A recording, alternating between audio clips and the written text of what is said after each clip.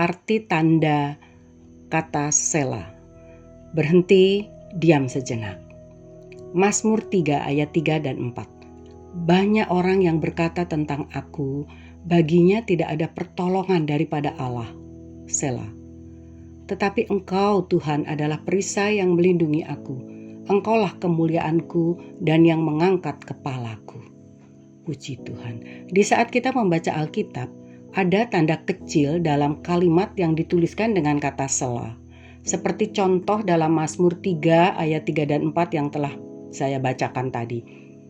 Tanda kecil atau kata Selah, Ibraninya Selah, yang sering kali terlewat dalam pengamatan kita dan tidak kita perhatikan, tapi itu ada dan menjadi tanda dalam syair-syair di Alkitab. Dalam Mazmur Fatsal 3 inilah pertama kalinya muncul kata Selah. Kata Selah ini ditulis sebanyak 74 kali dalam Alkitab. 71 kali di Mazmur dan 3 kali di kitab Habakuk.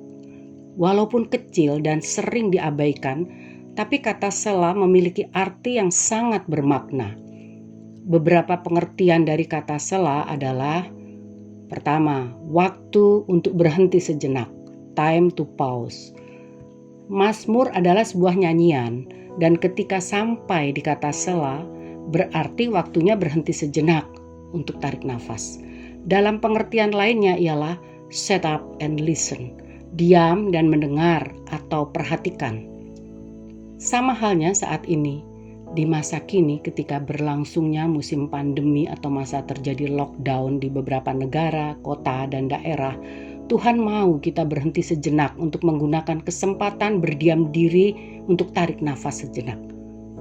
Manusia di akhir zaman ini terlalu sibuk sampai-sampai dikatakan 24 jam sehari saja tidak cukup. Kalau bisa ditambah, diperpanjang supaya dapat menyelesaikan apapun yang ingin dilakukannya. Saking sibuknya tidak punya waktu lagi untuk keluarga atau kurang dapat memperhatikan keluarga. Tidak ada waktu untuk mendengar apa yang ingin dikatakan dan dikehendaki orang tua, istri, suami ataupun anak-anaknya. Sebagai satu suara keluarga yang ingin diperdengarkan atau disampaikan, seolah tidak ada waktu mendengarkan dan memperhatikan suara mereka.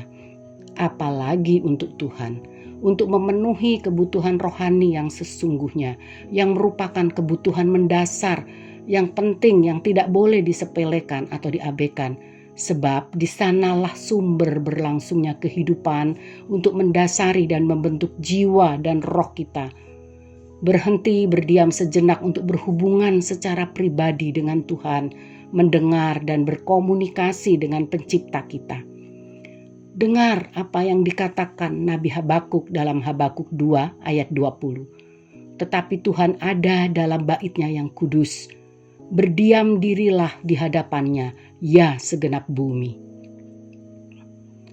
Puji Tuhan, banyak orang mengabaikan dan tidak mau mendengarkan suara Tuhan karena menduakan hatinya kepada ilah lain tanpa disadari dia seolah telah menyembah dan mendewa-dewakan. Waktunya dihabiskan dan disediakannya hanya dengan sibuk mengurusi berhala di hidupnya, yaitu pekerjaan, hobi, mengejar barang kesukaannya, uang ataupun benda dan lain-lain, dan sibuk memuaskan kesenangan dagingnya. Hal itu berakibat dapat membinasakan bila tidak segera bertobat dan kembali memperhatikan firman Tuhan dan mendengar suaranya, kembali mau mengutamakan Tuhan, memprioritaskan Tuhan dalam hidupnya. Ulangan 8 ayat 19-20. Tetapi jika engkau sama sekali melupakan Tuhan Allahmu dan mengikuti Allah lain, beribadah kepadanya dan sujud menyembah kepadanya, aku memperingatkan kepadamu hari ini bahwa kamu pasti binasa. Seperti bangsa-bangsa yang dibinasakan Tuhan di hadapanmu, kamu pun akan binasa sebab kamu tidak mau mendengar suara Tuhan Allahmu. Yang berikut, berhenti sejenak untuk merenungkan dengan dalam atau menghayati apa saja yang telah kita lewati. Time to think, to meditate, to reflect, to contemplate. Inilah waktu untuk kita menghayati kehidupan dan berpikir apa sebenarnya arti hidup. Sepanjang hidup ini kita sudah berjerih lelah mengumpulkan banyak harta dan mengupayakan pencapaian-pencapaian di hidup. Tapi dalam keadaan seperti itu, seolah-olah semua menjadi tidak berarti. Tuhan sedang membuat kita berhenti untuk memberi waktu kita menyendiri. Mau tidak mau harus mengurangi waktu untuk bepergian dan beraktivitas di luar rumah atau di luar kediaman kita bila tidak perlu banget. Karena sekarang ini semua orang mengatakan bahwa kita harus berlindung dari virus COVID dan kita ini seolah sedang dipenjara atau dipasung, tidak bebas lagi seperti dulu melakukan apapun yang kita suka ketika era masih normal. Sekarang kita memasuki era abnormal, dimulai akibat dampak dari pandemi COVID-19 ini muncul dan merebak ke seluruh belahan dunia. Alasan untuk perlindungan diri dan menghindari terpaparnya virus, maka orang akan lebih banyak berdiam di rumah. Sebagai orang percaya, biarlah kita justru memanfaatkannya dengan hidup mendekatkan dan mempererat hubungan kita dengan Tuhan dalam doa, bersekutu dengan Dia, menyelidiki firman lebih lagi, merenungkan dan menghayati. Waktu ini pun dapat digunakan memperbaiki hubungan pribadi dengan Tuhan lebih intens lagi, bukan sebaliknya. Kita habiskan dengan lebih banyak mengerjakan hal-hal lain yang tidak berdampak kepada kekekalan, atau dihabiskan melihat tontonan hampa yang hanya menghibur hati sejenak tapi tidak mampu mengisi dan menambah kerohanian kita yang berdampak hingga ke kekekalan. Puji Tuhan. Pilihan ada dalam dirimu. Memilih mendengar, melihat semua hal yang menjadikan hubungan dengan Tuhan semakin eksklusif, bertambah kualitas rohani, atau cukup dengan yang hanya memuaskan mata dan memuaskan keinginan diri semata.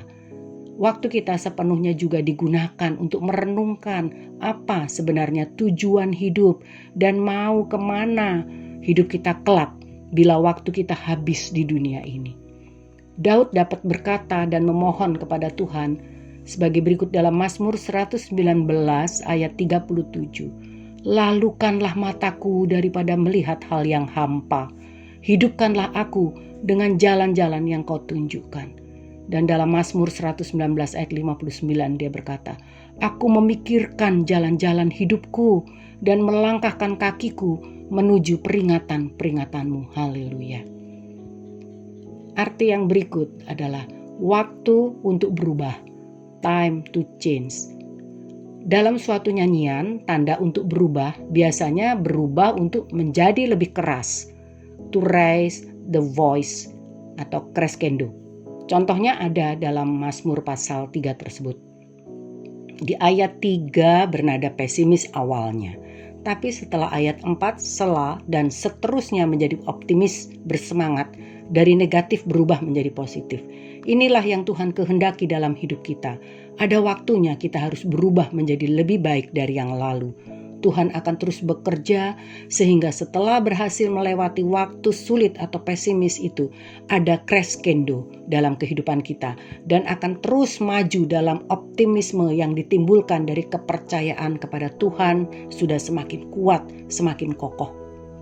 Kita bisa belajar dari fase hidup seekor burung Raja Wali.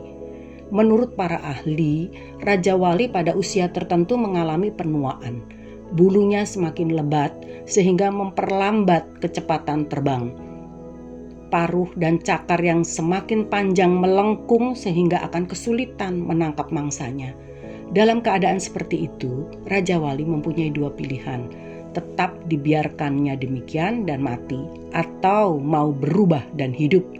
Jika mau hidup, Raja Wali itu harus lockdown, mengasingkan diri dan bersembunyi di lubang tebing untuk mencabuti bulu-bulunya dan memukul-mukul paruhnya.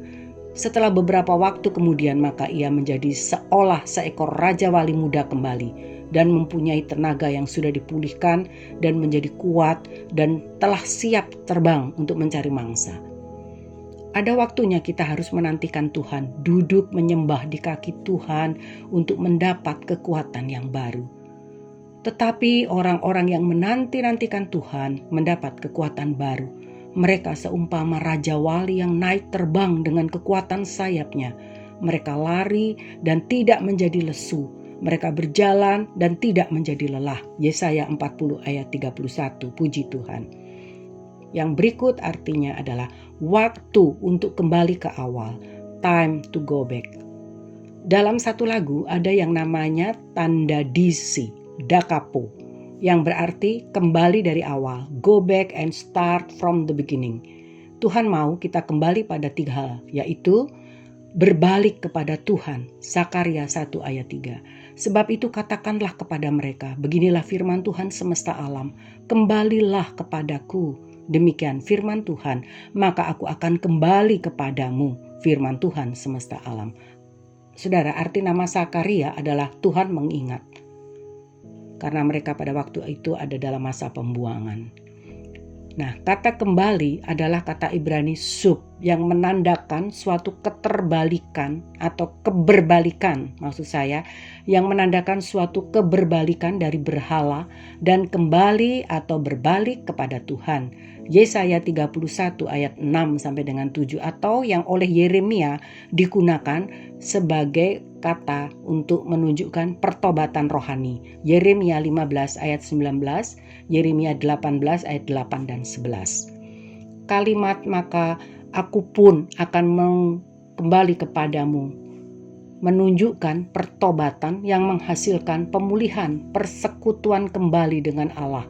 Maleakhi 3 ayat 7, Yakobus 4 ayat 8. Sebab Allah sajalah yang kita butuhkan lebih daripada karunia-karunia-Nya. Saya ulang, Allah sajalah yang kita butuhkan lebih daripada karunia-karunia-Nya.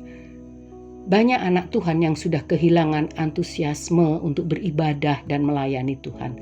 Tanpa antusiasme kepada Tuhan, lambat atau cepat, kerohanian kita pasti menurun. Gereja Efesus adalah gereja yang luar biasa dan menjadi teladan. Tetapi pada kitab Wahyu, sampai di Wahyu dikatakan bahwa mereka harus kembali karena mereka telah kehilangan kasih yang mula-mula. Dari generasi ke generasi, jangan sampai antusiasme itu hilang. Sebab itu, jangan sampai apimu padam dalam mengiring Tuhan. Layanilah dengan penuh semangat, dengan api yang menyala-nyala, sehingga kita bisa membawa gereja makin hari makin mulia. Roh Kudus menuntun kita dengan spirit yang baru, yang kuat, yang cinta kepada Allah. Kembali berbalik kepada keluarga berikutnya. Back to your family. Maleakhi 4 ayat 5 dan 6. Tuhan memulihkan hati bapa-bapa untuk berbalik kepada anak-anaknya. Dan begitu pun sebaliknya. Yang terakhir, kembali kepada kasih yang mula-mula. Back to your first love. Tuhan ingin kita kembali menghidupkan kasih kita yang semula. Kasih atau cinta pertama kita kepadanya. Supaya dia tidak mencela umatnya. Inilah peringatan kepada jemaat di Efesus. Wahyu 2 ayat 4. Namun demikian aku mencela engkau karena engkau telah meninggalkan kasihmu yang semula. Saudara-saudara, pulihkanlah kasih mula-mula kepada Tuhan. Itulah yang dikehendaki dari orang percaya ketebusan darahnya. Kasih yang menggelora, cinta yang kuat seperti maut, cinta sepenuhnya yang utuh dan tak terbagi, yang hanya ditujukan kepada Yesus Kristus Raja dan Juru Selamat kita. Saudara, lockdown adalah time for Selah. Waktu terbaik untuk kita kembali kepada Tuhan, kembali kepada kasih yang mula-mula, kembali kepada keluarga. Gunakanlah waktu dan kesempatan yang masih ada dengan sebaik-baiknya. Puji Tuhan, haleluya. Amin. Tuhan Yesus memberkati kita semua.